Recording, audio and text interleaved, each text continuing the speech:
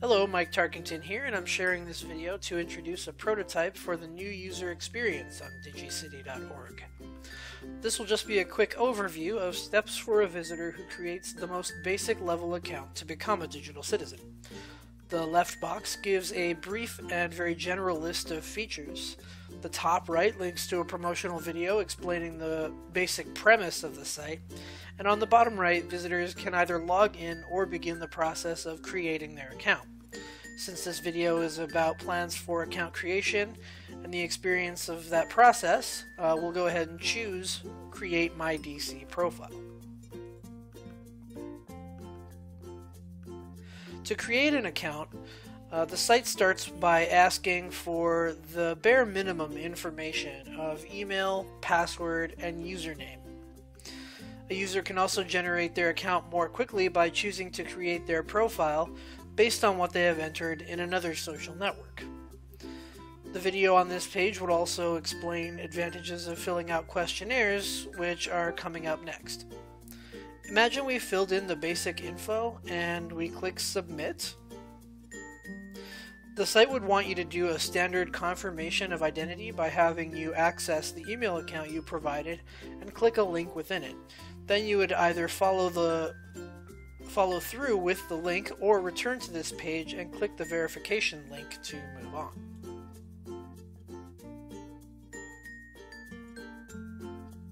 Here's where digicity.org starts to become unique from other SNSs.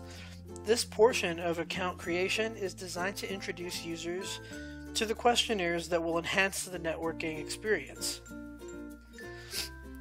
If users click the Full Questionnaires button at the top left here, they'll be brought to a page where they can see a list of different questionnaires that will give digicity.org more information with which to accurately match them with other users. So this is something that we'll discuss further in a future prototype, but it's important to note that the robust questionnaire section can be a really useful tool, and here we see some perhaps unique topic sets of questionnaires. Plus, we have plans for implementing potentially a user-made questionnaire section. But in the initial account creation process, we only have users fill out 10 questions or so. And I'll just go ahead and read this explanation. It says, determine how liberal or conservative you are by answering a few simple questions. Your answers are private unless you choose to share them and can be changed at any time. They will be used to enhance your networking experience, much like a dating site, digicity.org can use your answers to match you with people who answer in a similar way. These are just a few questions to get you started, but your experience can be improved by answering more in our questionnaire section.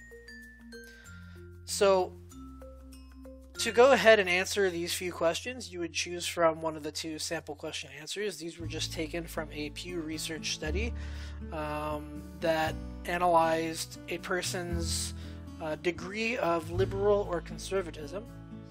But we're not going to focus on the specific questions, just really the function at this point.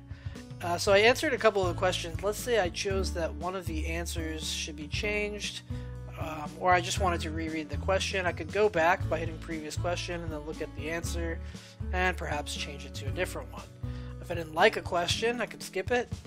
And we're just going to go ahead and jump to the end part of this opening questionnaire. And at the very end of it, it has you just check off boxes for certain things that you might be particularly focused on when it comes to politics, sort of issue areas that are of importance to you. And it would help you to just get in touch with those who share similar category concerns. So then you're congratulated for having completed a significant portion of the setup, and you're also informed about the quiz's feedback based on your answers, which gives you an idea of whether or not the site thinks you're conservative, moderate liberal, or just moderate or liberal. You can always change your answers to update your assessment, and you can always answer more questions for the results to have better accuracy. So here's another link to the same video that encourages users to answer questionnaires. Here we get into the profile creation process. Now this screen gives us a bit more in-depth profile creation options, but can also be skipped with the Do It Later button at the top. It has 4 basic sections, each of which really fundamental to just starting up your process, but not required. So you can start by creating an image for your avatar. You can choose fundamental privacy settings. You can choose the profile type, and there's a bit of a unique factor here. Profile type is something that we'll go over more when we do a prototype preview of the new profile pages that we're looking at, but essentially a politician, an individual user, an interest group, an agency, they'd all have different looking prototypes cosmetically, and they'd have unique forms of function as well. And so making the right choice as to what kind of profile you're making early on will help you to interact with the site and the other users in the way you desire best. It can be changed at a later point, but there are some forms of information that might be lost in that transition process. In any case, we'll talk about that more later.